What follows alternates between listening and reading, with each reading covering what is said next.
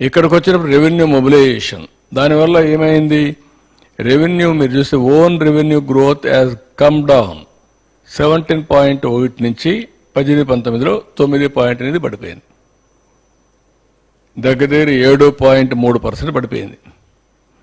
అదే మరి ఇక్కడ వచ్చేకొద్దికి ratio of state own revenues to GSTP 7.1% నుంచి 6.4% తగ్గిపోయింది. ఇది ఒక 0.6% 7% తగ్గిపోయే పరిస్థితికి వచ్చింది. ఇక్కడ మీకు క్లియర్గా 17.1 నుంచి 9.8 following growth rate of state own revenues. Next ఇక్కడ మీరు చూస్తే public debt increase average rate of 16.5, 18-19 నుంచి 22-23 వరకు 16.5% పబ్లిక్ డెట్ పెరిగింది, అప్పులు పెరిగిపోయినాయి. ఇంకొక పక్కన ఇంట్రెస్ట్ రీపేమెంట్ 15% పెరిగింది, సిఏజిఆర్ 10% పెరిగింది.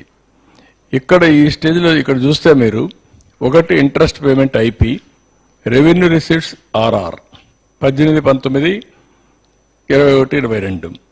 ఇక్కడ మీరు చూసినప్పుడు 29.8 నుంచి 29.5 తగ్గించాం. బైఫర్కేషన్ అయినప్పటి నుంచి తగ్గించుకుంటా వచ్చాం కొద్దిగా, ఎందుకంటే అప్పటికే ఇబ్బందులు ఉన్నాయి. అన్ని ఇబ్బందులున్నా ఏదో ఒకటి తగ్గించాలి, ఏదో ఒకటి చేయాలని చెప్పి డెట్ మేనేజ్మెంట్ తగ్గించుకుంటా వచ్చాం. జిఎస్టిపికి ఇక్కడికి వచ్చి 33% పెరిగింది, అంటే 3.5% డెట్ పెరిగింది జిఎస్టిపిలో. అంటే క్రైసిస్ పోవడానికి ఏమేం దారి తీసాయని ఎక్స్ప్లెయిన్ చేస్తున్నాను. కిందన వచ్చే కొందికి ఇంట్రెస్ట్ పేమెంట్, ఇది రేట్ ఆఫ్, ఇంకొక పక్కన చూస్తే రెవెన్యూ రిసీప్ట్స్, ఇది ఒకసారి చూసినప్పుడు 13.5% నుంచి 13.4% తగ్గించాను. దాన్ని కూడా 0.1% తగ్గించుకుంటూ కంట్రోల్గా వచ్చాం. ఇక్కడికి వస్తే 16.2%, అంటే దగ్గర 2.8% ఇక్కడ పెరిగింది, అక్కడ 3.5% పెరిగింది. ఈ రెండు కూడా అన్సస్టైనబుల్గా వెళ్ళిపోయే పరిస్థితికి వచ్చింది.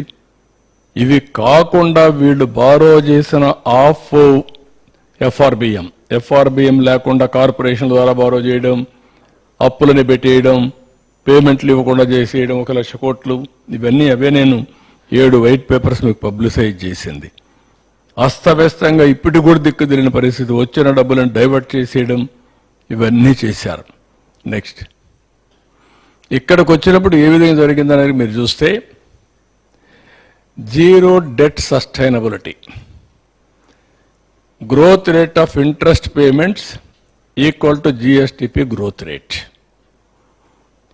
Growth rate of interest payments equal to GSTP growth rate వస్తే అప్పటికి సస్టైనబిలిటీ ఉంటుంది, కాబట్టి ఇంకా బారో చేసే పరిస్థితిలో ఉండలేము. ఇక్కడ చూస్తే 22.7% డ్యూరింగ్ 14-15 నుంచి 18-19 వరకు ఉండేది మనకు, దాన్ని జీరో చేసేసారు 22-23కి వస్తే.